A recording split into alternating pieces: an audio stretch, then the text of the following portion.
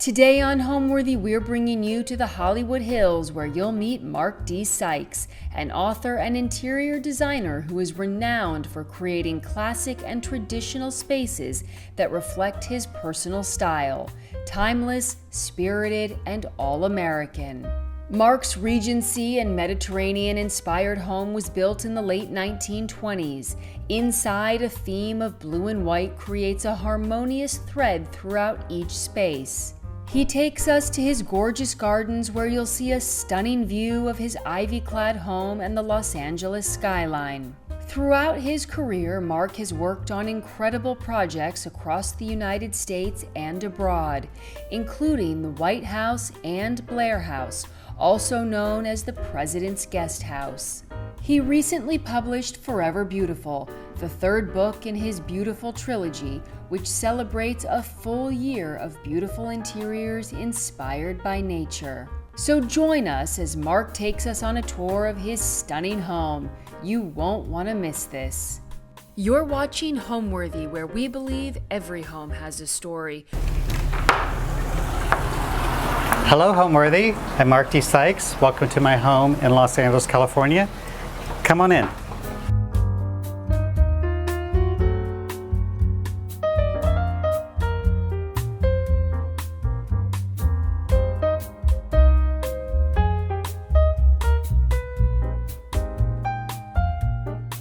Hi, I'm Mark D. Sikes. I'm an interior designer, and today we're sitting in my home in the Hollywood Hills in California. I was born in Texas and lived there for 6 months, and my family and my parents moved to a small town in Illinois called Decatur, Illinois. And my father was a preacher, and I lived there till I was 15. My grandparents were close, my aunts were close, and spending that time in the Midwest was really wonderful because you really got this understanding of what a home felt like. Right after that, we moved to Nashville, Tennessee in the South. Spent many years there, and that's really where I learned a lot about gardening and entertaining and more about design and more about aesthetics. I went to college. First thought I wanted to be a dentist, went to Baylor, did not work out. Ended up doing, getting a financial/economics degree in the University of Illinois. I moved back to Nashville, Tennessee after college, quickly realized I probably wasn't cut out for the financial industry and started working at Banana Republic, which is an amazing all-American retailer. I was there during the heyday when it was growing rapidly between the 90s and the 2000s. They were owned by The Gap. I started in stores, and then I made my way to California, to San Francisco, to the corporate offices. I think at the corporate offices over the 15 years that I was there, it was such an informative and amazing time for me because The Gap really invested in their people, really trained creative people how to execute creativity, learned a lot about marketing, learned a lot about storytelling, learned a lot about strategy, and I really think that time really shaped my thoughts and my processes and my systems around how to be creative and how to design. So when we moved to Los Angeles, we looked at real estate for quite an extended period of time. Saw all different types of houses. We really had a specific area that we wanted to be in, which was West Hollywood, the Hollywood Hills, the Beverly Hills area. But also being a classicist and a traditionalist, I wanted a classical traditional home, which is hard to find in the hills because most of the time things are bi-level or like kind of rambling and spread out. Well, we discovered this wonderful home in the Hollywood Hills that was built in the late 1920s. It's got Regency/Mediterranean details, and what I was so drawn to initially about the house was that it has a really traditional floor plan. Where you walk in an entryway, you have a living room on the left and a dining room on the right, the kitchen's behind you, and you have an upstairs that is in the same format. So it was a little bit more of a Georgian style architecture of the house, which was very rare, and it was also in the Hollywood Hills. So we were taken with it immediately and saw the potential in it, and that's how all this came about.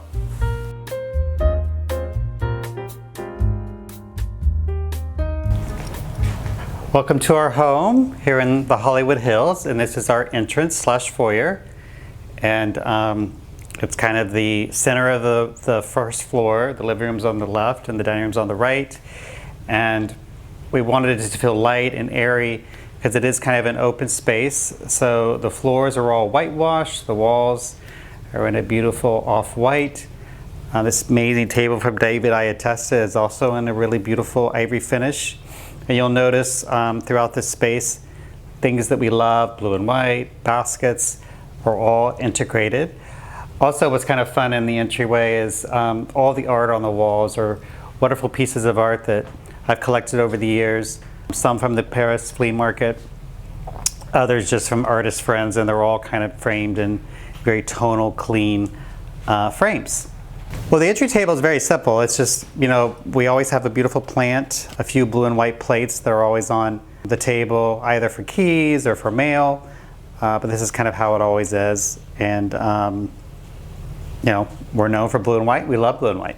The lighting fixture is from Vaughan Lighting, and it's an alabaster pendant. I love the Greek key that's around it. I was drawn to this particular light because of the shape, and I didn't want it to distract from the entryway, the living and the dining room.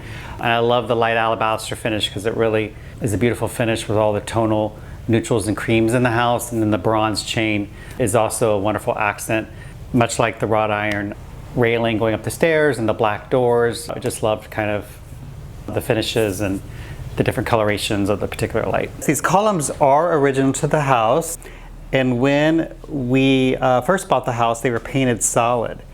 And I struggled a little bit with what to do on them. And we had a person that was helping us do some of the construction work and painting, and I asked them to strip the columns first, and as they got further in the process, I was like, oh, that looks really wonderful, the weathered technique. So we kind of kept that, and then we did a decorative painting here on the pediments. But this was a little bit of an organic process of how they ended up, but they are original to the house. They create some architecture and some lovely symmetry. As a very young child, I always was drawn to beauty, all types of beauty. Beautiful homes, beautiful gardens, beautiful people. I was mesmerized by my mother's magazines. At the time, she would get, the Vogues and the Harper's Bazaar and the Town and Countries, and the W magazines. I specifically remember all the old Estee Lauder campaigns back in the day, where there'd be this beautiful model sitting in a beautiful setting, wearing a beautiful garment, and she would be selling a perfume or something, but it really told a whole complete picture of that person and around beauty. So I was always mesmerized by those things. I always noticed what people wore, how they entered rooms, how they smelt. There was a distinct difference to me than a woman who was physically beautiful, but a woman who had a lot of style. So these were always things I was really drawn to and loved. So it was not a surprise that later in my life I, found a place for myself in the retail world, and I loved it. And it's not a surprise that, that turned into an interior design career.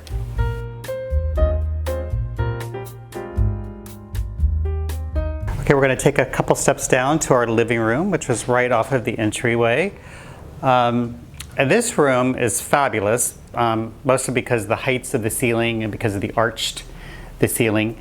The front windows open up to the front gardens at the front of the house, and then these back windows/doors open up to the garden. We often have the windows open, which really creates this wonderful indoor-outdoor experience. And like the entryway, we wanted everything to feel kind of like light and airy. So you'll notice the color palette is mostly creams and off-whites with little touches of blue. Lots of beautiful textures in the mix here. The wicker, the bone inlay, the antique gilt console, the lacquer Parsons table, just kind of a really, I think, wonderful mix of things and a wonderful mix of finishes. This seating plan is interesting. When we are entertaining, we want to have little places that people can have conversations, whether people are on this side of the room or on this side of the room. So it's kind of a fun, eclectic seating plan. We have wickers throughout the house, but in this room we have a couple pieces of Bonacina wicker, which kind of sit adjacent to one another. We have these wonderful Chippendale chairs from Jonathan Burton that are one of my favorite things I've had for years, one on either side of the room. Also love the trees in the room, the whole idea about the indoor-outdoor experience and making you feel that this living room is connected to the outside. I think the trees play a great role in that. Over the years, the rooms evolve, homes evolve, but we've collected many, many books. So just recently, 4 or 5 years ago, I had these bookcases made for this particular space to start housing more of our library.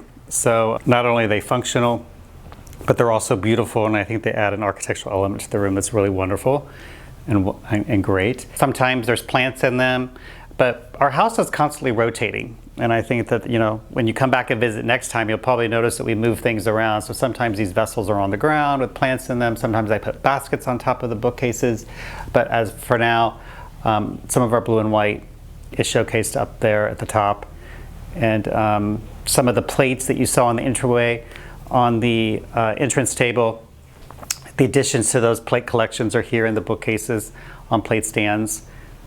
So there's little things sprinkled around, but there's common threads that, of those things that tell the story of the house.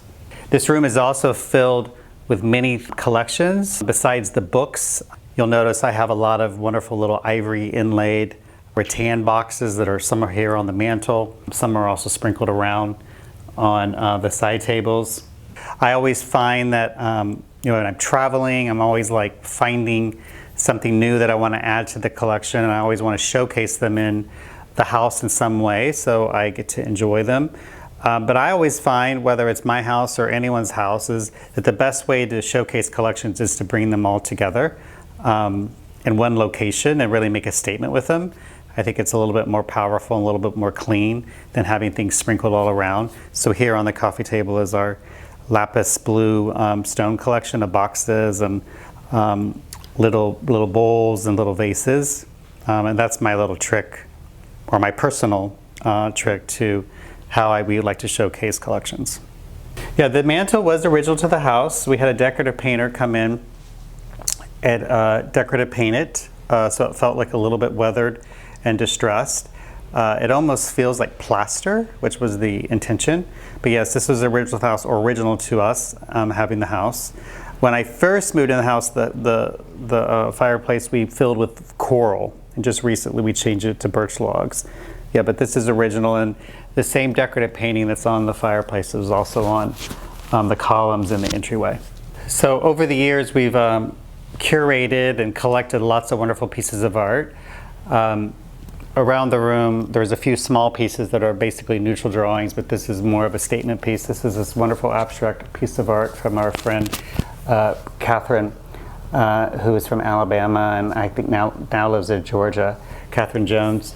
Just love the colors, love the textures, love the graphic. I'm a huge fan of contemporary abstract modern art mixed in traditional interiors. I think that's a way to make traditional rooms and classic architecture feel fresh and more modern. But I love this piece of art. And in every room of the house, we always have lots of candles. This particular room has a couple candlesticks on the mantle, a couple hurricanes on the coffee table, little candles sprinkled around on the tables, and we always light those in the evening, which are really beautiful. We have our bar set up. Many of the things on the bar are things I've had for years. I mean, these little eggs I've had for 25 years. This piece of coral I had in my first apartment. So these are just kind of things that I love and are sentimental. I love all the textures and all of the colors. This wonderful match strike that was given to me by a dear friend is very special. Just a lot of little things that I've had for a long time that are important, that I think look lovely in the space. Besides the trees, there's always lots of plants in the house. Michael, my partner, has a wonderful green thumb. And there's also baskets all around the house. So underneath this console here, we have this basket full of all my hats. So we're always going in and out of the house, and I always want to grab a sun hat. So this is a wonderful place for them. Well, I think the best compliment anyone can give you about your home, of course, we all want to be told our home is beautiful, but I love it when people say, oh, your home is so inviting, it's so comfortable, it's so relaxed, it's so easy. I also think being a decorator, it's wonderful when a home feels eclectic and curated and not necessarily so decorated. But most importantly, we want people to feel comfortable in our home, and I think that's the best compliment. Well, I mean, I think with any type of house you decorate, mine included, on projects we work on, you instinctively, kind of when you walk in, you know what you want to do, and it just kind of tells you what to do. I think the first thing that we did here was we wanted to lighten everything up. So the floors were like a really dark gray color. We bleached them, whitewashed them, lightened them up, painted pretty much the whole main level on the floor like holistically, a really pretty off-white It was very simple, and over the years, rooms have evolved and rooms have changed, and we've added layers. But initially, it was really just kind of becoming up with like a tonal, very clean, very light palette, and using black as an accent.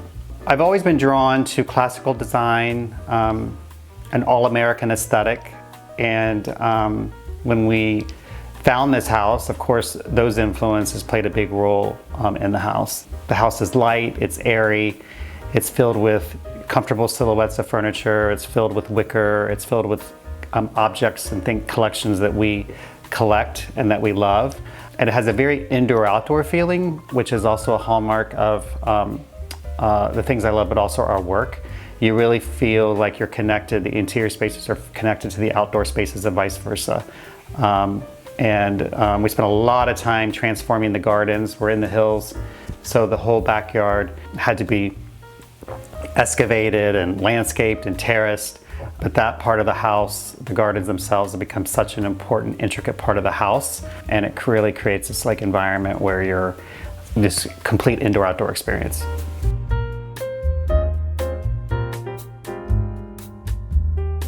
So welcome to our dining room. A room that is formerly for dining, but it's not often used for dining. We really wanted this space to feel like another space that people could hang out and just enjoy. I think what's unusual about the space is these wonderful banquettes that we added to the sides and to the little niche. So it is a great place when you're taking a phone call, or if you have company and you're having cocktails. The room is covered in fabric, this wonderful Brunswick and Fee check. We put on the walls. We also put it on the ceiling. You can tell that the ceiling's biased, kind of creates this tinted effect.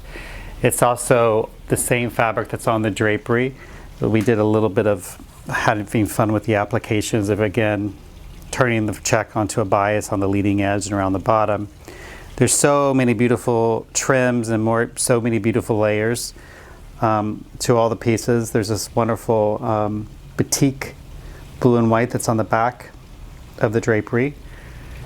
And we have this wonderful sheer here. This room gets direct sunlight at different times of the day, so the sheer is wonderful. This is from Perry Frey, and it's just a wonderful, also like a large window pane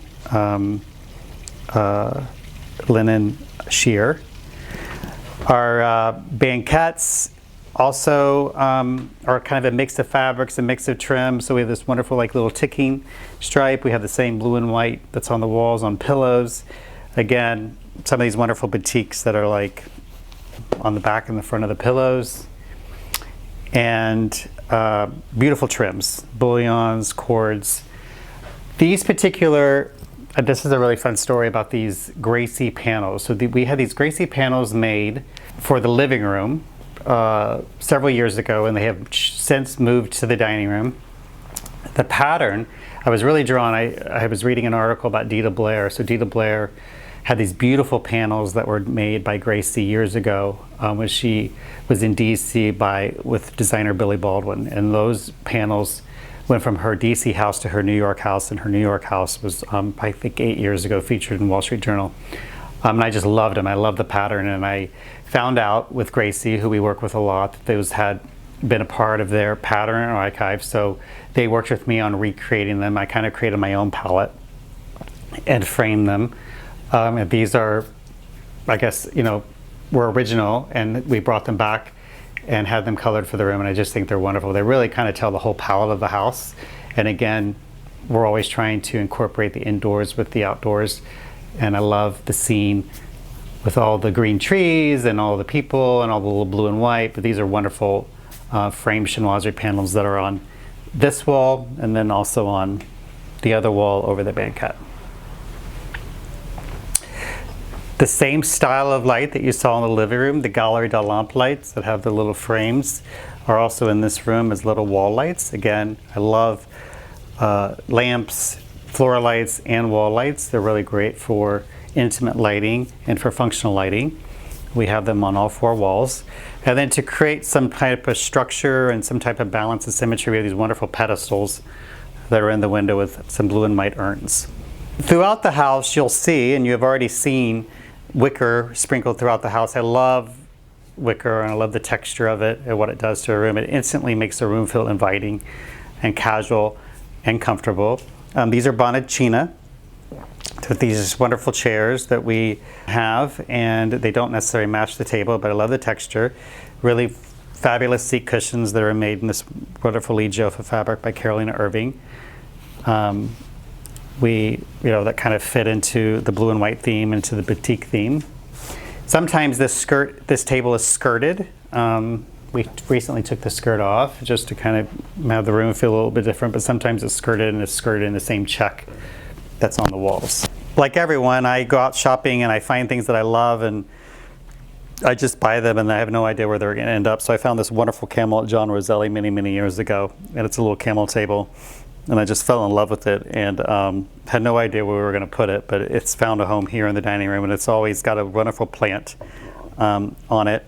If we have wild, crazy parties, sometimes it has like an ashtray or a couple cocktails on it, but this little guy is our friend, and our dog Poppy loves it. Barks at it every morning. The chandelier is from David Iatesta. This wonderful chandelier. Love the gilt. Love the verdigris, painted green.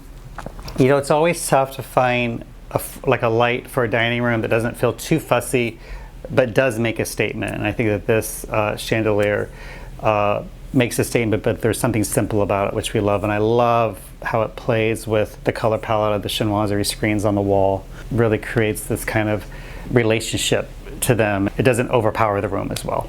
I've often asked the question about who I would invite for dinner if I could invite anybody. And it is a very long list, but if I had to pick two, I always say I would love to invite Jackie Kennedy, because she's an eternal icon to me personally, and someone that I just love and kind of semi-obsessed with. And then I would invite Oprah Winfrey, because I'm also obsessed with her, and I would love that them being my dinner guest, because I know Oprah would ask all the right questions, and we would get to hear all the wonderful stories from Jackie. And I think that would be just the wonderful wish dinner guest that I could have, and also having someone that's living today and someone that's not here, I think would be really fun. Well, we entertain two ways. Sometimes we'll entertain where, the doors are open and we put all the food buffet style on the kitchen island, and people can either go out and sit in the garden, or they can come sit in the dining room, or they can sit in the living room, just like very casual. This particular table has several leaves, so this table can be opened up and we can add 4 to 6 more seats to it. These banquettes also come in handy, because the table can open up and people can sit at the end of the banquet, also at the table. But yes, we use the dining room in multiple ways, less formally, most of the time casually for eating, but also just for hanging out and spending time, just because of the banquets and the wonderful swing arm lights. 8 years ago, we published our first book, which was called Beautiful, and it was mostly made up of projects from our earlier work.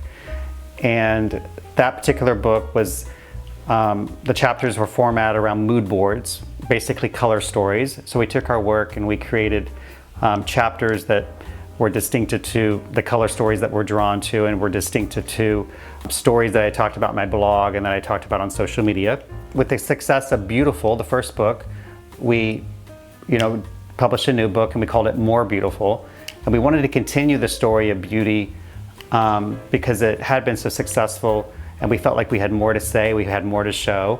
So that particular book was broken up in chapters around styles of homes, because at that point I really wanted to show a range of work and of like the different styles and different types of homes that we could do. But there was this common thread of like our signatures that were woven through. So when you looked at one of these rooms or one of these chapters, you would know that was Mark D. Sikes Interiors. And then just recently, as of a couple weeks ago, we published our third book, 8 years later from our first, and it's called Forever Beautiful, and it is going to round out the Beautiful Trilogy and continue the story of beauty. And this book we're so proud of, because it has 12 chapters, it has 12 projects. The projects are all over the country, from East Hampton to Palm Beach to Bermuda, Kansas City, Chicago, Beverly Hills, Montecito, Vail, all over the country, showing all different styles of houses.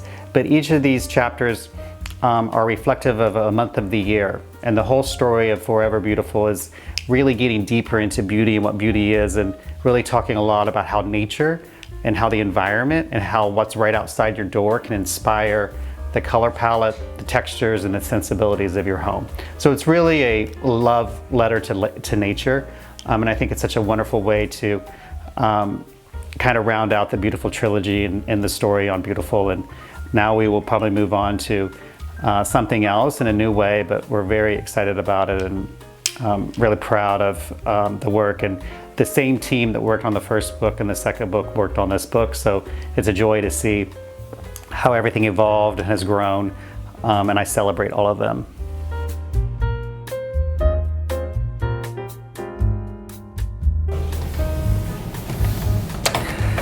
So now we're in the kitchen / family room, which in every home is the heart of the house. And this is probably where we spend most of our time. The room, when we first bought the house, this was 3 separate spaces. There was more of a galley kitchen, and this back little area was a separate bedroom. But we kind of opened it all up to make one large space. And the room is anchored with a wonderful island. And then this niche here is kind of where we watch TV, we read, where our dog Poppy spends a lot of her time. But this area is kind of where we spend most of our time. And again, like the other spaces in the house, you'll notice there's wicker. In this room, it's Bieliki Brother wicker, but in a little bit of a darker finish. More boxes. This is kind of where all the blue and all of our white collections are of pictures and platters and different things. Book overflow. Most of the books now are in the living room, but this is also a place where books tend to migrate into the cabinets. Like other places in the house too, you know, there are collections of blue and white. You'll notice the plates, some plates that we have in the entryway in the living room. There's more here in the kitchen / family room. And in here, we decided to hang them all on the walls, which I think are really kind of a fun way to display a collection. We have little clover shapes on the over the doors, a long linear collection going over the French doors out to the garden room. And there are also some more on the side of the kitchen as well. I always like in a kitchen for there to be a balance of closed cabinetry, open cabinetry, and glass doors. So we have all. We have closed cabinets over here is where we obviously have more of our dry goods and our spices and some dishes, and then glass cabinets here on either side of the sink where we have our glasses and our everyday dishes, and then open shelving for books, platters, and pictures in the family room. So here's a little bit of our everyday china. Of course, like most households, we just have solid white. We also have a collection of antique willowware, which is blue and white. We also have a collection and multiple pieces of spodeware, and all of these can obviously be used individually or all mixed together. These are just little bowls and dishes that we use for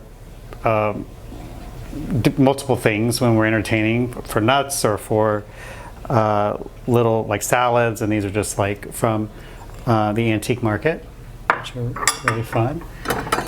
And then these are just these wonderful dishes. Actually, these are from Bunny Williams, did years ago with Ballard, which we just love them.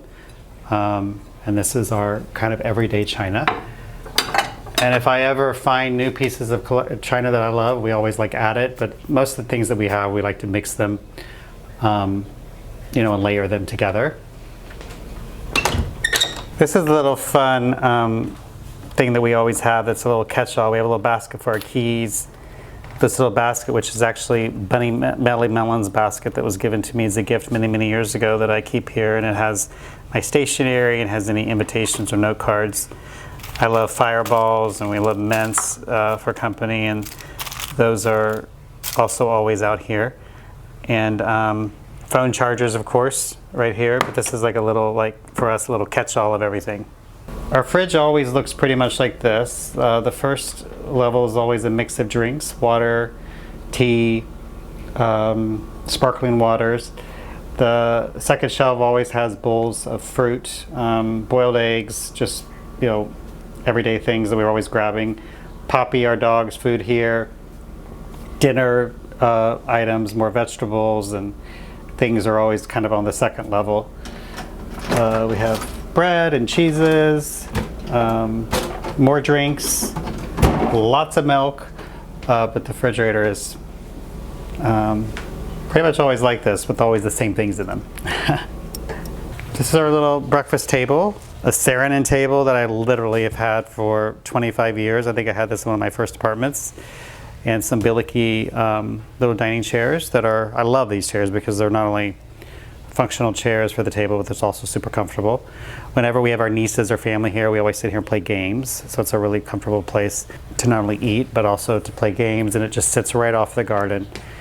And I think this room and the living room, you really have this indoor-outdoor experience that we love. These doors are usually always open, and everything kind of feels connected together. So tucked on either side of the kitchen, one side has a small laundry room, this side has the powder room. And this is the more formal powder room that is used for guests, even though it's in the kitchen family room. And this room, it feels like a little jewel box, a little blue and white jewel box. There's hand-painted Portuguese blue and white tile on the lower part, and then this wonderful Adelphi wallpaper that also feels like a tile pattern above the wainscot. Again, those same style of lights that we love, the Galler de Lampe lights with really cute little shades. And you know, all the things a little powder room has. We have a basket, we have candles, and there's always fresh flowers. But this is our powder room. Well, we are working on so many exciting projects. Projects all over the country. Some current projects that we're working on are in Kiowa Island, and a beautiful project in Baltimore, which is a John Russell Pope house. Working on a project in the Hamptons, Dallas, Fort Worth, Texas. An incredible project here in Los Angeles called Falcon Lyre, which used to be Rudolph Valentino's house that we're resurrecting. So many, many wonderful projects. We also just finished probably the most special project that I've ever worked on. It's called Blair House, which is in Washington, D.C., which is the Guesthouse of America. And it's a project that we've been working on for 1.5 to 2 years. And what's so great about this project is that, first of all, Blair House this year is celebrating its 200th anniversary of being the Guesthouse of America, where all the foreign dignitaries stay when they visit the White House or visit Washington, D.C. But 40 years ago was the first time that the house had really been touched from a design perspective. And at that time period, Mark Hampton and Mario Botta, who are both complete iconic idols of mine in the design world, had done it. And nothing has really changed since then. So it was such an honor and a joy not to only work on Blair House for our country, but to also follow in the footsteps of Mark and Mario and like continue that story. So our job, we felt like, was just to continue the story of beauty and continue the story of what they had started. But again, you know, make the house feel more inviting, more comfortable, knowing that there's so many people that are visiting there. We wanted to really think about what their experience would be like. Not only do we want them to feel like they're in the most beautiful guest house in America, as it should be, but that it was also inviting, and they felt at home, and it was a big task. So we just installed that a couple weeks ago. It's incredible. You know, from a design perspective, everything in the house is American, everything in the house is custom. We worked with some amazing collaborators: Schumacher, Samuel and Sons, Christopher Spitzmiller, Patterson Flynn Martin, Frederick Victoria, on everything being custom in the house and completely designed for the house. We worked with some decorative painters to do custom decorative painting, and Bill Adair to do beautiful gilding. So we're very proud to say that everything in the house is American, and we're really proud to say that we think it is the most beautiful guest house in America, and hopefully the most inviting as well. Another really special project that we had the honor of working on was with Dr. Biden on her East Wing offices. We were approached several years ago and worked with her and her team on creating these beautiful design schemes that were reflective of her and how she wanted to host people in her office and her area. The East Wing had never really been touched from a design perspective, so it was a joy and an honor to work with her. She's so lovely and so appreciative, but also just be a part of American history.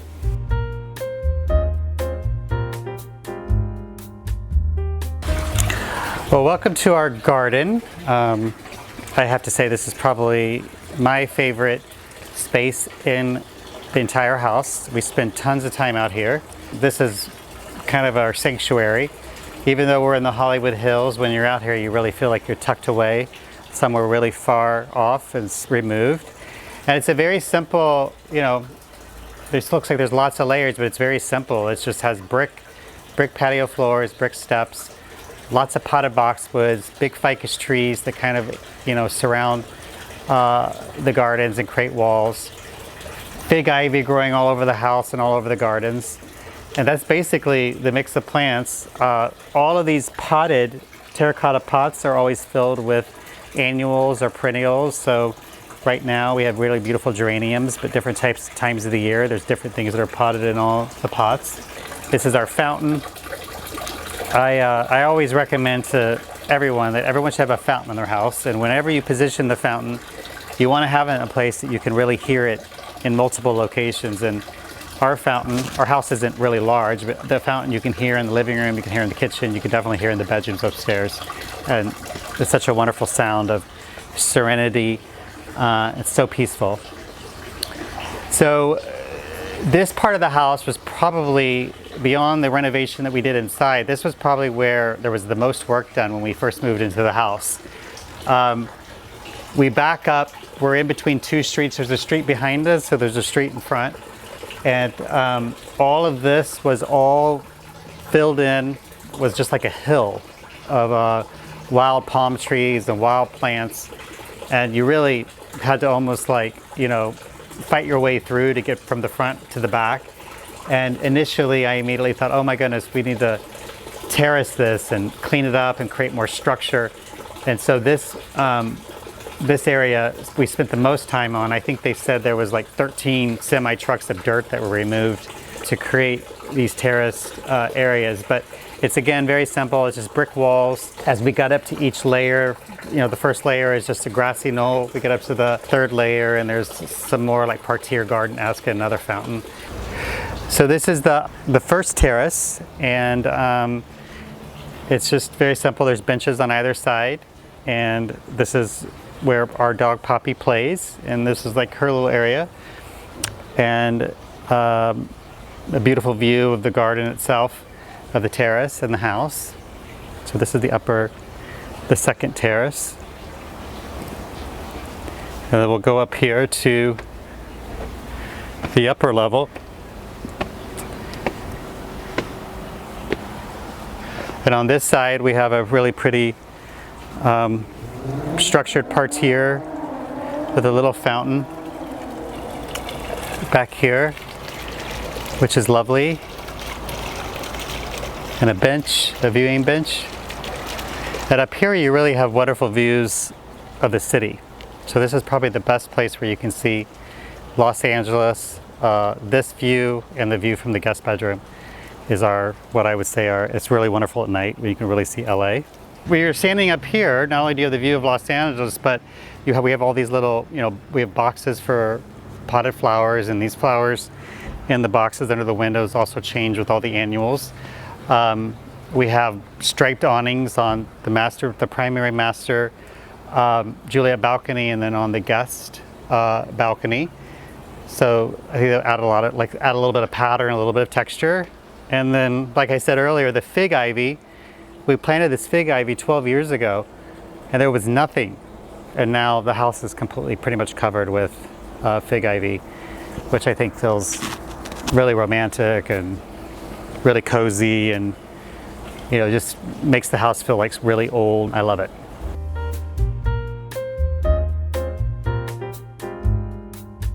So first off, we have a little small guest room that also is a library, and it's also my dressing room. And I think what's so charming about this particular room is, I love stripes, I love blue and white, and we took one single stripe. It's actually a design of mine with Schumacher. We just put it on everything. The walls, the ceiling, and on the daybed.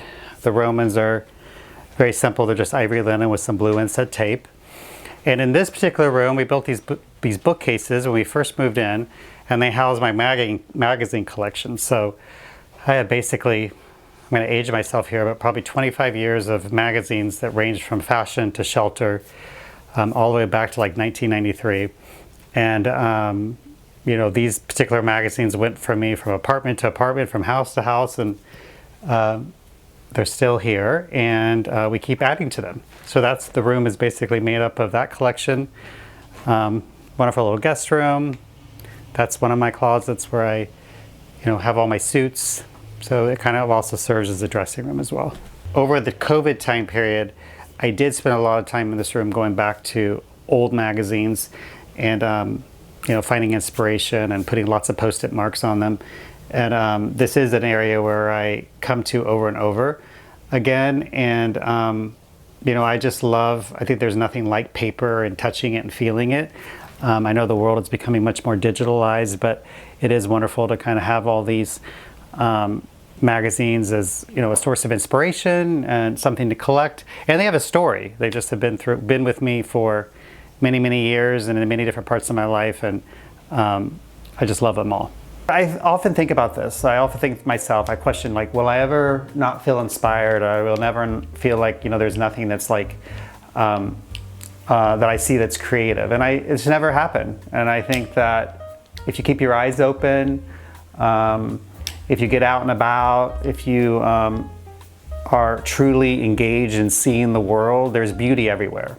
And I think that beauty is inspiring. And as I become more creative and I find greater sources of inspiration, I realize it could be in a piece of art, it could be in an old tapestry, it could be in a visit to a museum, it could be going to the library and just looking through old books. I mean, it can come from a million things, but I think if your head is up and your eyes are open, and in many ways your heart being open, I think you can find creativity and inspiration every day and all the time. And I feel like, it's interesting too. It's like I always find I'm most inspired on Sundays, or for some reason, that's my personal day where I can actually look at books and look at magazines and take walks.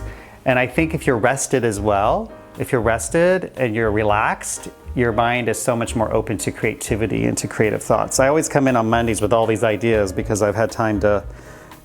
It's not conscious either. It just happens naturally. I think there's something to that.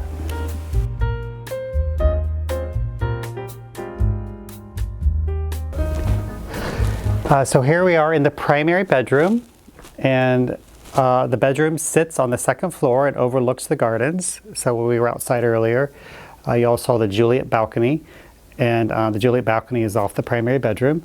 And this room has this wonderful custom Gracie wallpaper, very subtle blues and creams and naturals.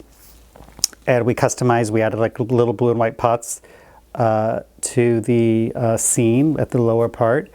And the room is very simple. It's kind of all about one fabric, this wonderful Brunswick fabric that we love. There's a couple slipper chairs again. There are wall lights for reading and lamp lights for reading and table lamps. But if we're not in the kitchen or we're not in the garden, this is where we obviously spend the big majority of our time. And we have these two wonderful chairs here that I use to do work sometimes and read, but also to watch TV. This particular part of the bedroom, because it's an older house and because it's not too large, we had to make it as much capacity as possible. So we added all these wonderful built-in cabinets to the wall that are where clothes are or different things, but they're mirrored, which makes the space feel larger and more open. So you kind of don't even realize that there are these cabinets here, but they are. And more books, of course. These big, wonderful bone inlaid boxes that have accessories and cufflinks and pocket squares and all those small things. Michael has one and I also have one. Here's one of my little hidden closets. And as you could tell, I love navy blue and I love white. And that's pretty much what the entire closet is. But this is where all my sweaters are, my pants and my casual shirts. And a couple pairs of tennis shoes. This is an antique screen I've had for years, and it's been in several homes and in multiple locations in this home. And added it to this room to kind of like separate my closet from the larger room of itself. But it also balances out the chinoiserie chest on the opposite side of the bedroom. Love what the dark lacquered and the chinoiserie adds a little drama to the room, so it's not all like pale blue and ivory. But this is a wonderful chest from John Roselli that I've had for years. Again, another little collection of another little ivory boxes. Wedgwood, my uncle and aunt collect Wedgwood, so they always give me little pieces of Wedgwood, so this is super special to me. Every little surface and every little corner has something that's a little sentimental. Well, the word home means lots of things to me.